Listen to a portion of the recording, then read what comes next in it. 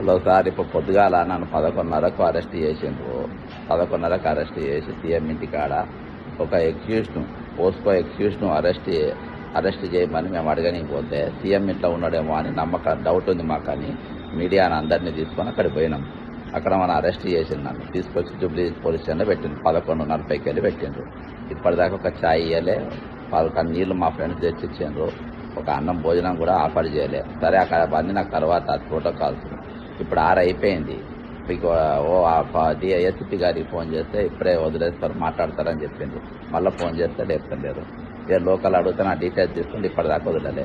ఇప్పుడు అంటే భగీరథ అనేటోడు, బండి సంజయ్ కొడుకు అనేటోడు ఎక్యూజ్డ్, ఆయన అరెస్ట్ చేయమని అంటే ఆయన కంటే ఈరోజు నేను పెద్ద నేరస్తుని అయిపోయినా సార్.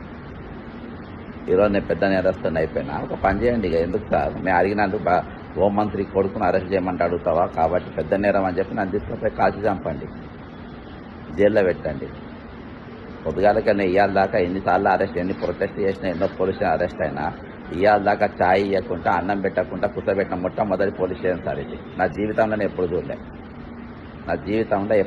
వాళ్ళు అడిగితే శ్రవణ్ కుమార్ రెడ్డి ఎస్ఐ అంట. అవన్నీ అడగనికి లేదు, మేము ఇవ్వనికి లేవని అంటుండు. శ్రవణ్ కుమార్ రెడ్డి ఎస్ఐ అంట, అడగనికి లేదని అంటుండు ఆయన. ఎక్కడ ఇవ్వలేదు సార్ ఇవాళ.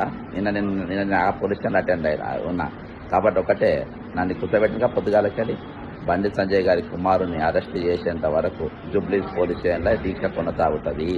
నేను ఇట్నే దీక్షలో ఉంటా, మీరు వదిలేసినా నేను బయటికి పోనీగా, ఈ దీక్ష ఇట్నే కొనసాగుతుంది. బాజాబ్తా చెప్తున్నా, మీరు వదిలేసినా నేను బయటికి పోను. వాళ్ళ కొడుకుని ఇచ్చారు. ఒకవేళ దానికంటే పెద్ద నేరస్తున్నా నేనే అనుకుంటే నా మీద కేసులు పెట్టి మీరు బాజాబ్తా తీసుకుపోయి నన్ను చెంచర్గూడ జైల్లో పెట్టుకోండి, లేకుంటే చెర్లపల్లి జైల్లో పెట్టుకోండి. అవసరమైతే మీరు కాల్చి చంపుకొని